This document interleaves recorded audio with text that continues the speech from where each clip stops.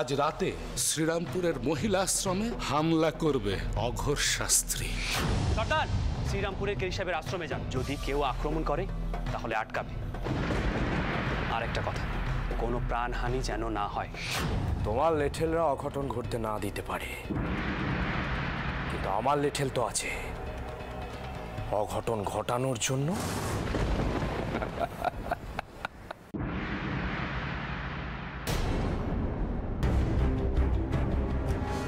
আপনি আপনি এখন বিশ্বাস করুন, আমি আজ ওই ঘরে যাইনি। আমি দিদির সাথে কথা বলিনি। বিশ্বাস করুন, বিশ্বাস করুন, আমি আপনার হুকুম অমান্য করিনি।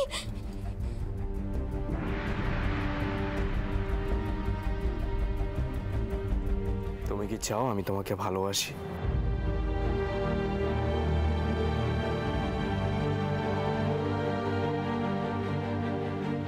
সত্যি কি চাও দাদার মতো আমিও তোমাকে ভালোবাসি?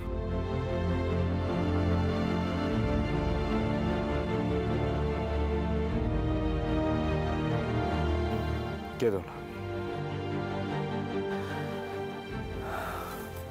আমি সত্যি তোমার উপর অবিচার করেছি, অনেক কষ্ট দিয়েছি।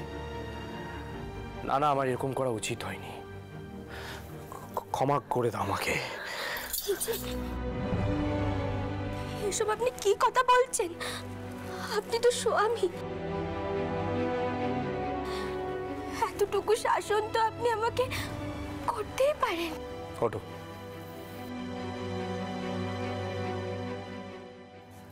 কি জানো তো সরজু, আমার মাথাটা অল্পতেই গরম হয়ে যায়, তখন আর কোনো কাণ্ডজ্ঞান থাকে না। এই যে তুমি যদি আমার কথা না শোনো, যদি কথার অবাধ্যতা করো, এই অবাধ্যতাই আমার সহ্য হয় না। আমি তো চেষ্টা করি বলুন আপনার সব কথা মেনে চলার। তাহলে আর আমি তোমাকে বকবো না, মারবো না, শুধু তোমাকে ভালোবাসবো।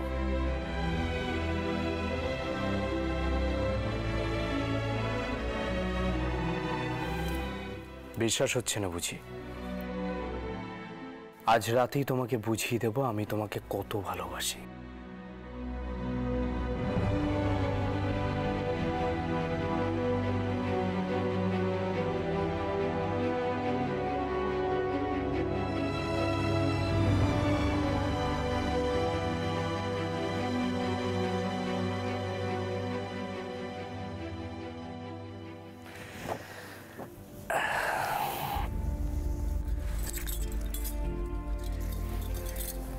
আরে কি কি করছো? কি ছাড়ো, এগুলো ছাড়ো, রাখো। তোমাকে এত কষ্ট করতে হবে। ওই যা, একটা কাজের কথা বলবো তোমাকে, সেটাই ভুলে গেলাম। একটা কাজ করে দেবে? বলুন না। বৌঠানের ঘরে যাও। বৌঠানের দেরাজে একটা কাঠের বাক্স আছে, গিয়ে সেটা নিয়ে এসো। আমি? আমার কি উচিত হবে বৌঠানের দেরাজে গিয়ে হাত দেওয়া? দাদা বাক্সটা চাইছে, আমি নিজেই বৌঠানকে বলতাম। দেখলাম তিনি গান শুনছিলেন, এখন তো সেখানেও নেই, হয়তো ঠাকুর ঘরে গেছেন। তাই আর বিরক্ত করলাম না, কিন্তু দাদার তো বাক্সটা দরকার। যাও, গিয়ে নিয়ে এসো।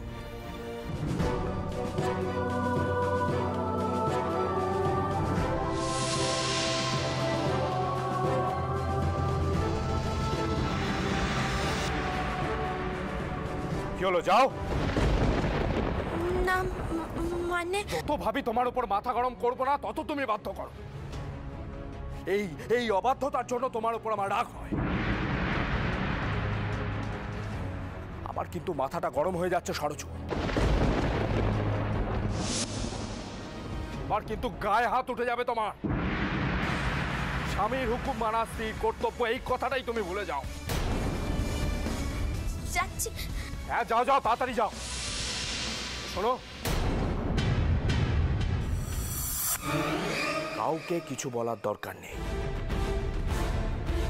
তাড়াতাড়ি গিয়ে বাক্সটা নিয়ে এসো, নইলে কিন্তু অনর্থ হয়ে যাবে।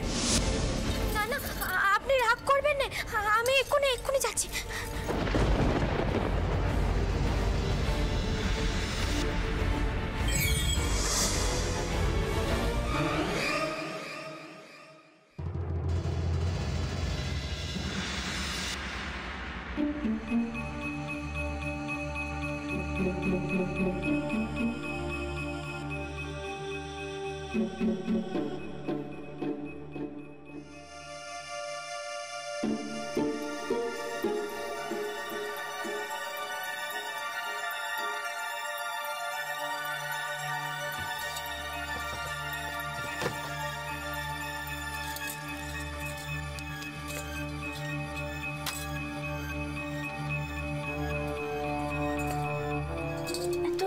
ভারী কেন?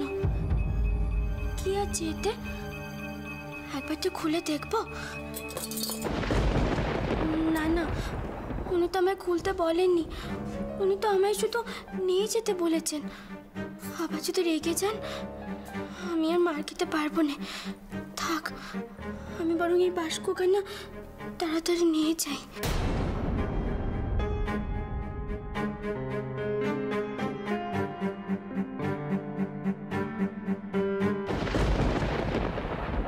তুমি এখানে? এসো এসো, গান শুনতে যাবে না? আবার গান হবে তো।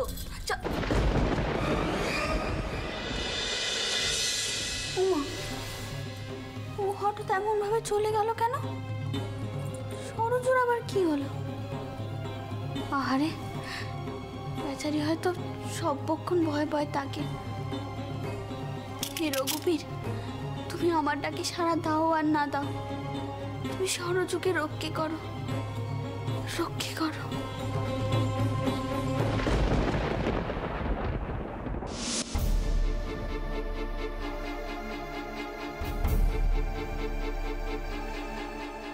পেয়েছো? দাও দাও দাও।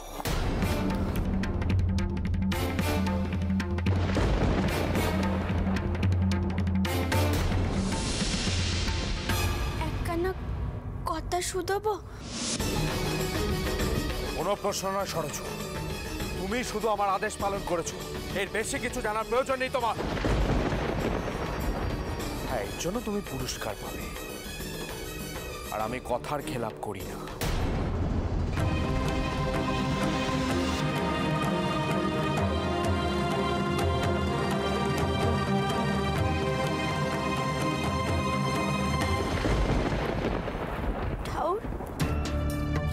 কেন এমনটা হচ্ছে?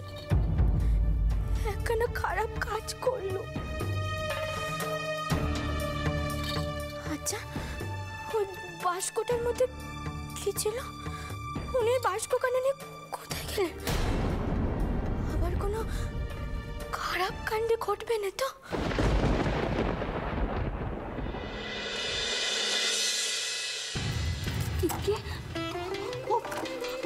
আপনি? হ্যাঁ, কি এত ভাবছিলে রানী? কি করছো এখানে দাঁড়িয়ে? নিতুবাবুর গান শুনেছো? আপনি আপনি এখন এখানে? নিচে সবাই রয়েছে আর আপনি? আসবো না তো কি করবো বলো? সারাদিন তো আর তোমার কাছে আসতে পারি না, সবাই তো ঠাট্টা করে। আর রাতের বেলায় যে আসবো তখন তো বউঠান থাকে না। আপনি এখন এখান থেকে যান, কেউ দেখে পেলে সর্বনাশ হবে। আপনি যান এখন। কোনো ভয় নেই রানী, সকলে এখন নিতুবাবুর জলযোগের আয়োজনে ব্যস্ত।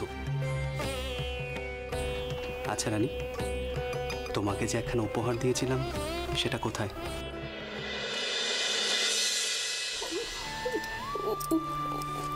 উপহার? সর্বনাশ, কোথায় রাখলাম সেটা? এখন কি জবাব দেব? ছি, উনি কি ভাববেন? রঘুবীর, উদ্ধার করো। কি হলো রানী, উপহারটা কোথায়? আমার না মনে পড়ছে না। ঠাউর ঘরে নিয়ে গেলাম, তারপর সেটা বারান্দায় ফেলে রেখে দিলে?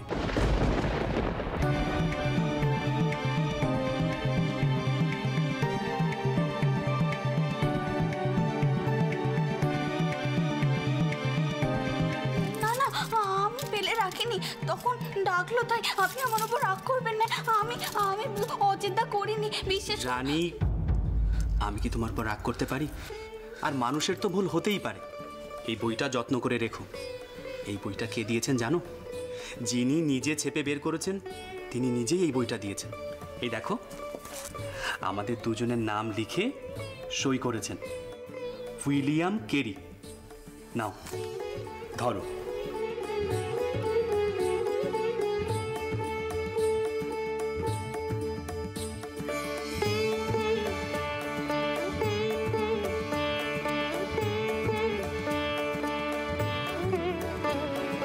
এটা কিসের বই জানো?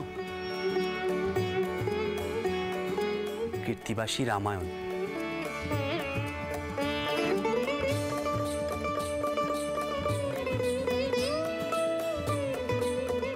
রামায়ণ?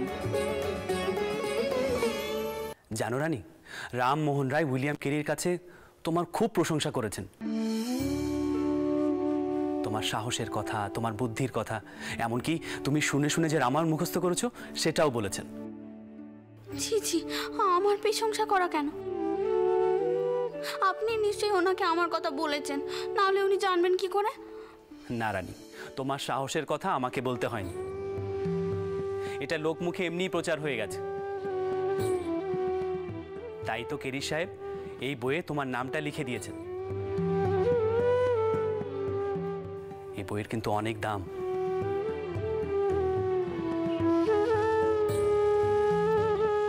তিনি বিদেশি হয়েও আমাদের রামায়ণ ছাপালেন?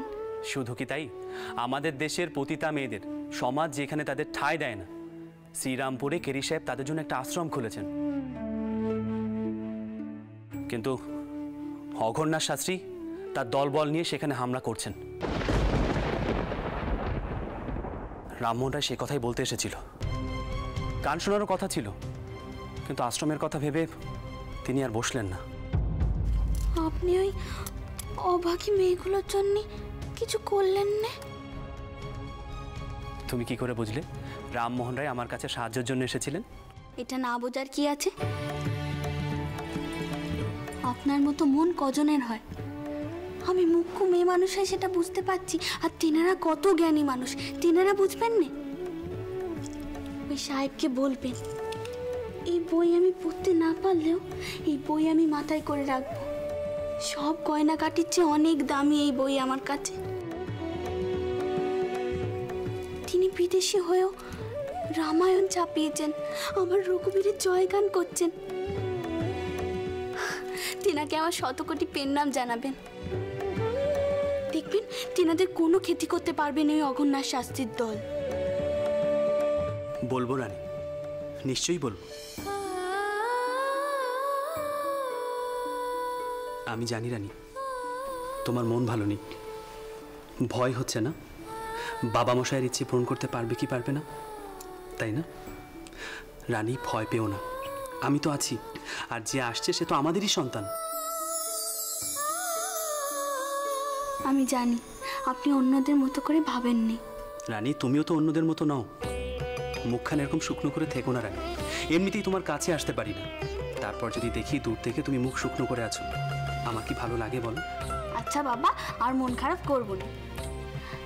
আমি ভাবছিলাম রঘুবীর কেন আমার ডাকে সাড়া দিচ্ছে না। এখন বুঝলাম, কই রঘুবীর তো আমার ডাকে সাড়া দিয়েছে। এই তো আপনি আমার সামনে এসে দাঁড়িয়েছেন। রানী, আমাকে একবার শ্রীরামপুরে যেতে হবে। জানি না সেখানে কি অঘটনটা ঘটলো, অসহায় মেয়েগুলোকে বাঁচাতে হবে, তাই যাবার আগে তোমার সাথে একবার দেখা করে গেলাম। যদিও বিদ্যালঙ্কার মশাই যেতে বারণ করেছিলেন, কিন্তু মন মানছে না। তোমার আপত্তি নেই তো? আমি কোনোদিন কোনো ভালো কাজে আপত্তি করেছি আপনাকে? আপনি যান, তবে সাবধানে যাবেন।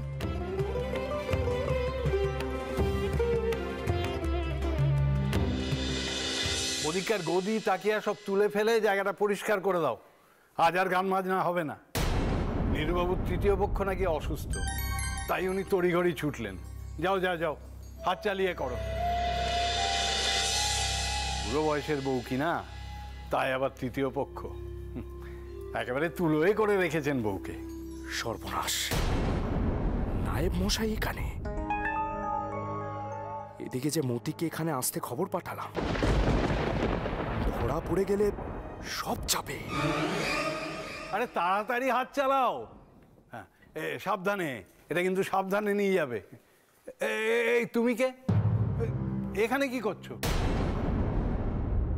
আগে আমি মতি গোয়ালা, আজ বেশি দুধ লাগবে শুনলাম, তাই এলাম খবর নিতে। গয়লা? কিন্তু এখানে তো মতি নামে কোনো গয়লা থাকে না। কে তোমায় পাঠিয়েছে? আগে বনবিহারী বাবু। বনবিহারী? বনবিহারীর যদি কোনো কাণ্ডজ্ঞান থাকে, তোমাকে নতুন কাজে বহাল করলো, অথচ আমাকে জানানো না। কিন্তু বলে তো কোনো নতুন গরু আসেনি, তাহলে নতুন লোক কেন? তুমি এখানে দাঁড়াও, আমি বনবিহারীকে ডেকে পাঠাচ্ছি। এভাবে যাকে তাকে হুটপাট ঢুকিয়ে দেওয়া আমি বার করছি। নায়েব মশাই, আগে এত গোল কিসের? আর বলবেন না ছোট কথা, বনবিহারীর সাহস দিন দিন বেড়েই যাচ্ছে। এই তো এই গয়লাকে কাজে ঢুকিয়েছে, অথচ কাউকে কিছু জানানোর প্রয়োজন বোধ করেন। বনবিহারী আমাকে জানিয়েছিল মিত্তি মশাই। আপনাকে? কেন, আমাকে জানিয়ে কি কোনো দোষ করেছে? সে কথা নয় অভয়, বনবিহারী বাবু হঠাৎ করে তোমাকে কেন জানাতে গেলেন? আমি এই বাড়ির কেউ নই? মার বংশের রক্ত আমার শরীরে নেই? তুমি ধান মানতে শিবের গীত গাইছো অভয়। বনবিহারী বাবু একজন সামান্য গয়লাকে কাজে রাখার জন্য নায়েব মশাইকে না বলে হঠাৎ তোমাকে কেন বলতে গেলেন? সে কথাই তো আমার মাথায় ঢুকছে না। যাকে নায়েব মশাই, বাবা মশাইকে জানাবেন আমি বেরোলাম। কোথায় যাচ্ছ চন্দ্র? কি হলো? আমার কথার উত্তর দাও। কোথায় যাচ্ছ তুমি এত রাতে? বাবা মশাই, আপনি তো জানেন আমি মিথ্যা বলি না, আর সত্য জানলে আপনি হয়তো ভয় পাবেন, আমাকে যেতে দেবেন না। তাই সত্য না জানাই ভালো। আমি তোমার কাছ থেকে সত্যটাই জানতে চাই চন্দ্র। কোথায় যাচ্ছ তুমি, আর এত গোপনীয়তা কিসের? আপনি যখন একান্তই জানতে চাইছেন তাহলে শুনুন, আমি শ্রীরামপুরের কেরি সাহেবের আশ্রমে যাচ্ছি। কি? কার কাছে? ওই কেরাস্তান পাদ্রী কেরি সাহেবের কাছে? চন্দ্র, চন্দ্র তোমার কি মাথা খারাপ হয়ে গেছে? হ্যাঁ, তোমার সাথে তার কি সম্পর্ক? তুমি জানো না তারা ধর্মত্যাগ করতে বাধ্য করে? আমার কানে এই খবরও এসেছে যে ইদানিং তারা পাঠশালা খুলে শিশুদের কেরাস্তান ধর্মগ্রন্থ পাঠ করাচ্ছে। হ্যাঁ, সে কথা আমার কানেও এসেছে। আপনার কথাই হয়তো ঠিক, কিন্তু সেখানে ছেলেমেয়েরা লেখাপড়া শিখছে। আপনি ধর্মান্তরের কথা বলছেন? বাবা মশাই তারা সমাজের মঙ্গলের জন্য সতীদাহের নামে একটা কুপ্রথার বিরুদ্ধে কথা বলছে। আমাদের সমাজে যেসব মেয়েদের ঠাঁই নেই তাদের ঠাঁই মিলছে ওই আশ্রমে। বাবা মশাই, এটা কি সমাজ সেবা নয়? কিন্তু দুঃখের কথা কি জানেন, আমাদের সমাজের গোড়া হিন্দু ব্রাহ্মণরা সেই আশ্রমটুকুকেও নষ্ট করে দিতে চাইছে। বাবা মশাই, আমার সেখানে যেতেই হবে।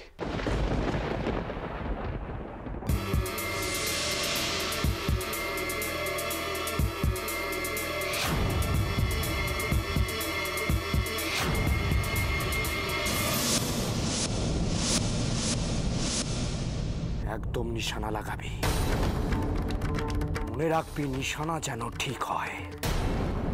যেভাবে বলেছি ঠিক সেভাবে কাজ হাসিল করতে হবে। ধর, রাজচন্দ্রের লেঠেলের মধ্যে ঢুকে মকা বুঝে যা সোজা শ্রীরামপুর।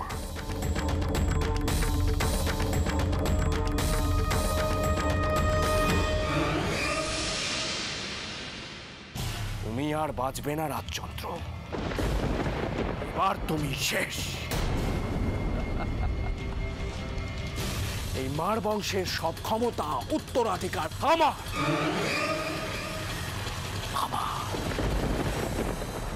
তুমি কোথাও যাবে না, অন্দরে যাও। কিন্তু বাবা মশাই, আমি কোনো কথা শুনতে জানি চন্দ্র। একটা কথা মাথায় রেখো, আমি এই সংসারের কর্তা, আমি তোমার বাবা, আমি তোমাকে আদেশ করছি তুমি অন্দরে যাবে। বাবা মশাই, আর কোনো কথা নয় চন্দ্র। अंदर जाओ।